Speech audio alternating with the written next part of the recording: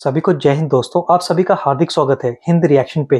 आशा करता हूँ कि आप सभी लोग बहुत अच्छे होंगे। तो आज हम आपके लिए बहुत इंपॉर्टेंट और एक इंटरेस्टिंग वीडियो लेकर आए हैं, जिसमें आप देखेंगे पत्रकार आरजू काजमी जी को, जिनके स्पेशल गेस्ट होंगे साजिद तारड़ साहब, जो कि एक बहुत ही जबरदस्त जियोपॉलिटिकल एक्सपर्ट है और खासकर भारत और पाकिस्तान के रिश्तों में बहुत ही गहरी पकड़ और जबरदस्त नॉलेज रखते हैं। और ये दोनों बात करेंगे हमारे प्यारे देश भारत और कई सारे इंटरनेशनल इश्यूज पे। तो ये वीडियो काफी इंटरेस्टिंग होगी, आपको बहुत कुछ जानने को मिलेगा। तो इसे अंत तक देखें और चैनल पे नहीं है तो चैनल को सब्सक्राइब कर दें। तो चलिए पहले ये वीडियो देखते हैं और अंत में इसके बारे में बात करेंगे।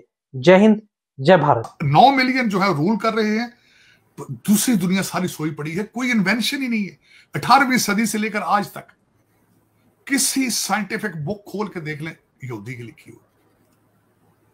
सर, जो टॉप 100 यूनिवर्सिटीज हैं, टॉप 100 यूनिवर्सिटीज, उसमें कोई भी इस्लामिक कंट्री में नहीं है, ये भी बताएं। इस्लामिक आपके पास जो है इस्लामिक, पूछें किस तरह। मैंने कल हैरान हो गया, मौलाना फजलुर रहमान साहब ने जो झगड़ा किया मेरे अपने स्कूलों पे, मैं शॉक था। 24,000 स्कूल है मौलाना के, फजलुर रहमान के 18,000, दूसरी दुनिया के 18,000, 18,000 प्लस 24,000। अगर कैलकुलेट कर ले, इतने मदरसे आपके रजिस्टर हैं। जो अनरजिस्टर्ड है वो अलग है। और इनमें आप इंग्लिश, मैथ, फिजिक्स कुछ भी नहीं सर, इनमें तो ब्रेन वॉश करते हैं। इनमें तो ये 1839 के अंदर ब्रिटिश लोगों ने आपके मदरसों को अपने एजुकेशन सिस्टम से निकाल दिया था। उन्होंने कहा था ये पूरी एजुकेशन नहीं देते, सिर्फ कुरान पढ़ाते हैं, दीनी तालीम देते हैं, तो इसका मतलब है ये तालीम का हिस्सा नहीं है। 1839 में गोरों ने निकाला।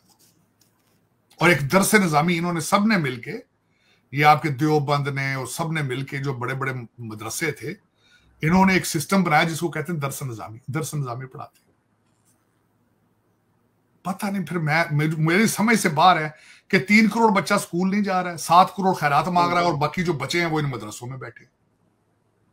ये क्यों नहीं सोचते कि हमने मैं नहीं कहता कि तुम अपनी पढ़ो, तुम दीनी तालीम दो, तुम्हें इस्लाम वो साथ इंग्लिश भी पढ़ाओ ना यार उनको, साथ मैथ पढ़ाओ, साथ फिजिक्स केमिस्ट्री पढ़ाओ उनको, उधर नहीं जाना। और इस देखें, और तोते की तरह रट लेते हैं सारा कुछ, उसका तर्जमा भी नहीं आता। सर, दूसरे रिलीजन से नफरत सिखाते हैं ये मदरसे, तो सिर्फ कई बार इनकी वीडियो सामने आई है। बिल्कुल, बहुत ज्यादा, मुझे पता है। प्रोपेगेंडा है। रिलीजन बनाया जाता है, के पीछे लगाया जाता है लोगों को, उनको कंट्रोल करने के लिए। हर रिलीजन, मैनिपुलेशन, इसको पॉलिटिसाइज करना, कारोबार इस पे करना, ये कोई नई बात तो है ही नहीं। मेरे वालिद साहब बेचारे जो थे वो 1950s के लॉ ग्रेजुएट, तो वो कहते थे जहां जहालत होंगे, लोग अनपढ़ ज्यादा होंगे, वहां पे दीन जो होगा, कारोबार जो मजहब कारोबार बन जाता है वहां पे। वो सर चढ़ के बोलता है। देखे ना, पीर साहब होते हैं, वो हर एक को लड़का ही दे रहे हैं। कहते हैं मुंडे वाले बाबा जी, वो लड़की तो देते नहीं, हर एक को कहते तेरा मुंडा ही होना है। अब दुख जो मेरे जैसा बंदा यहां जख्मी क्यों है, मैंने भी तब्दीली के ख्वाब देखे थे। ऑक्सफोर्ड वाला गया वहां पे, अब वो भी मुर्शिद बन गया, उसका भी कारोबार है। सर, वो तो सभी यही करते हैं। बेनजीर भुट्टो भी तस्वीर घुमाती रहती थी, इमरान खान भी यही करते हैं। दर हकीकत एजेंसियां उनको बताती हैं ना कि यहाँ के लोगों को, क्योंकि लोग अनपढ़ हैं और इनके सेंटिमेंट हैं। आप कहते हैं वो नारा तो नहीं था उस वक्त, लेकिन आपने देखे ना, इसी चीज के ऊपर कंट्री बना दिया आपने।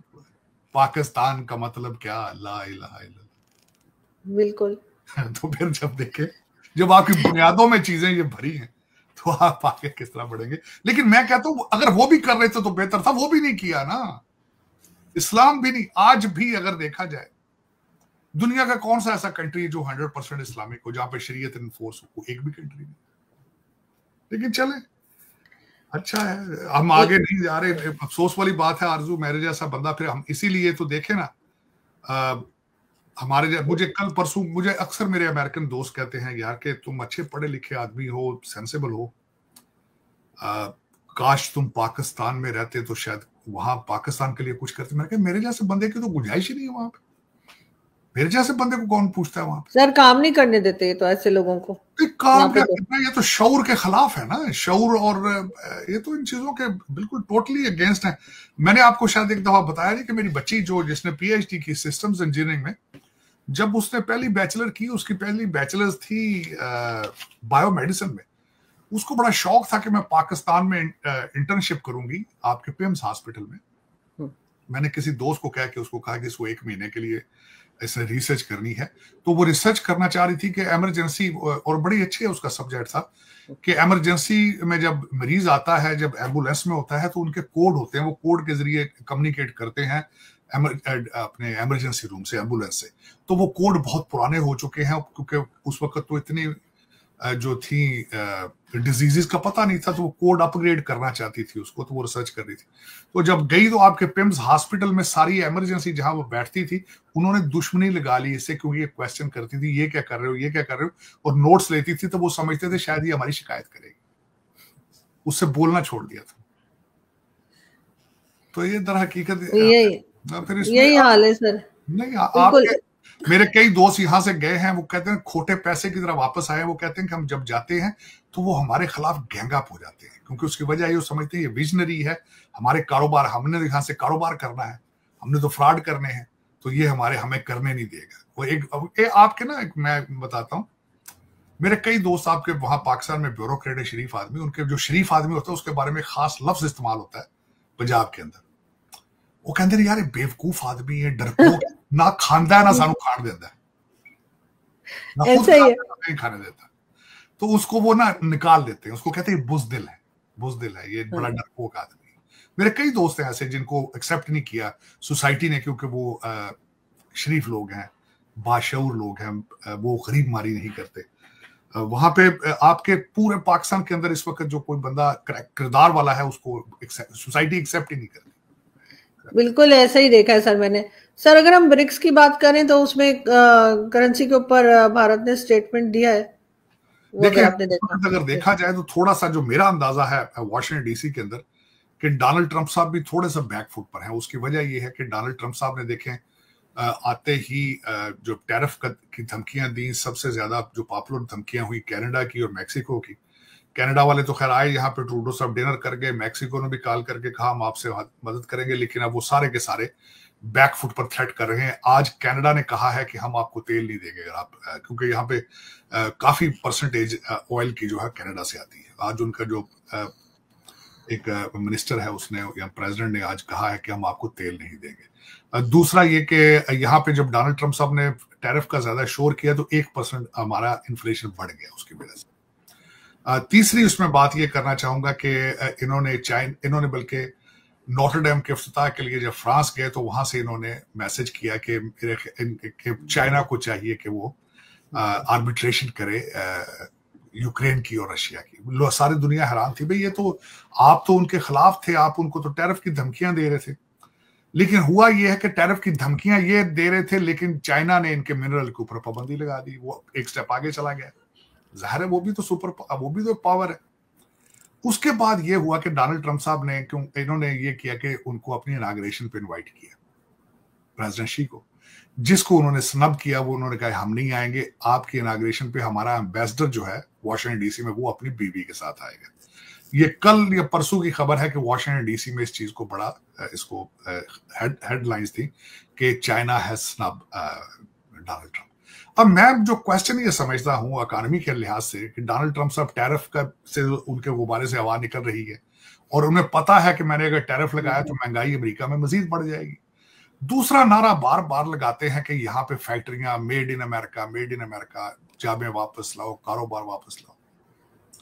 अमेरिकन काम करके राजी नहीं है। अमेरिकन तो अभी कोविड सिंड्रोम से नहीं बाहर आए। 96% फेडरल एम्प्लॉय तो घरों से काम कर रहे हैं, काम तो कोई कर ही नहीं रहा, अमेरिका तो बंद पड़ा है। तो ये मुझे बताएं। और दूसरा जो यहाँ पे इलीगल लोग हैं उनको वो डिपोर्ट कर देंगे, तो वो फैक्ट्रियां चलाएगा कौन? एक बहुत बड़ा क्वेश्चन।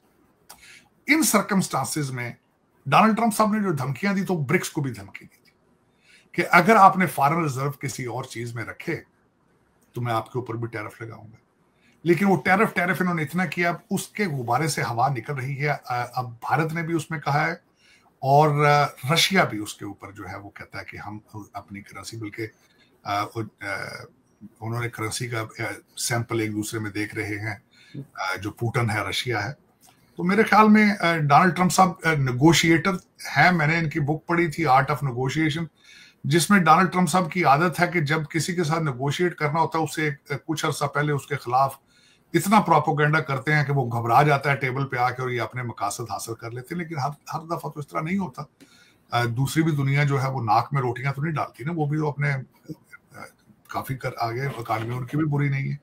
तो मेरे ख्याल में ये चीजें डोनाल्ड ट्रंप साहब जो 20 जनवरी के बाद टेक ओवर करेंगे, मेरे ख्याल में इसको सही प्रेसिडेंशियल होके तो डील करेंगे लोगों के साथ, दुनिया के साथ, ब्रिक्स के साथ भी और चाइना के साथ भी। इसके बगैर गुजारा नहीं है। अगर टैरिफ ज्यादा इन्फोर्स किया तो यहाँ इन्फ्लेशन बहुत ज्यादा बढ़ जाएगा, बहुत ज्यादा। बिल्कुल ऐसा ही है सर, बहुत शुक्रिया कि आपने आज ज्वाइन किया। मैं होप कि हम आगे भी जो है जल्दी शो करते रहेंगे, क्योंकि आपको मालूम है साल खत्म हो रहा है और बहुत से इम्पोर्टेंट इवेंट्स हैं। साल हफ्ते तक करेंगे प्रोग्राम, बल्कि हफ्ते 10 दिन तक करेंगे, पूरे साल को सम अप करेंगे कि इस साल में हमने क्या खोया क्या पाया।